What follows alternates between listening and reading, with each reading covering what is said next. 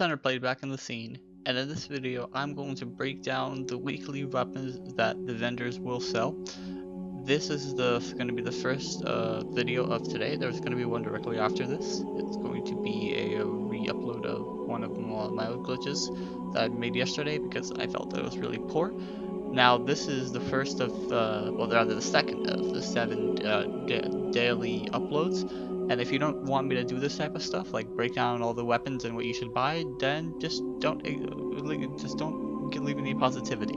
Now, for the Vanguard Quartermaster, the Parthian shot is a great choice to buy with counterbalance, perfect balance or rifle barrel, and take a knee. Trust me, you do not want secret round. You are going to wreck in the Crucible if you can master it. But on the PvD side of things, I recommend the Bone Crusher. It has an amazing roll, and it's one of the only guns in its class, which makes it so great. Now for Dead Orbit, the only real weapon I recommend is the Last Stand 001. Rangefinder and Close Ender Personal are great perks on their own, but when stacked together are pretty interesting. This is a gun that I recommend. The only armor I can recommend for this week would be the Endling Grasps for the Hunter. They come with a 96% roll and grenade launcher with sniper ammo. Quite a good choice. Next up is New Monarchy, and one of the weapons that I recommend for PvP would be the Waltz. The Waltz that Leximi is selling is basically a god roll because it has perfect balance, counterbalance, and high caliber rounds. A great choice.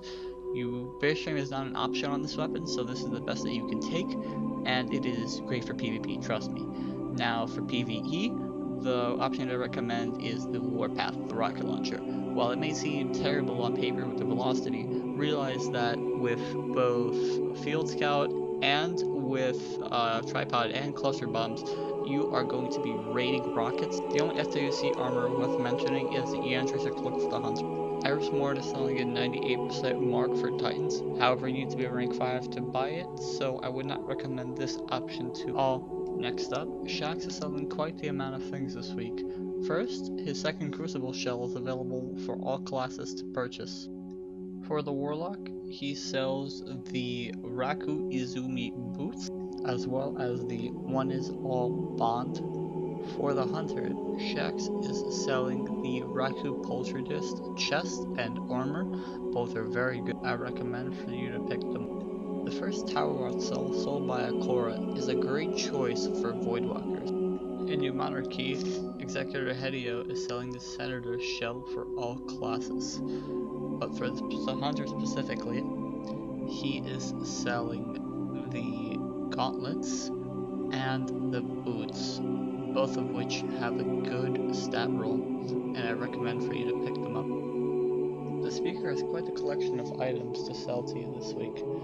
For the Titans, he has the Defender's Mark and the Moctezuma Polyphonic.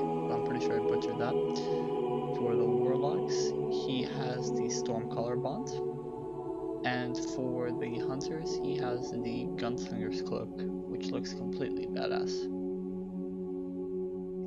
Moving on to the Reef, for Variks, your theme this week is Kings, probably teasing Destiny 2. All Kings items are very good and are superior to their other house counterparts. You Hunters are especially in luck because all the other cloaks are of very good value too, in case you didn't like. Now for this week's Iron Banner, Efreet has once again pulled through and given us good stat rolled gear.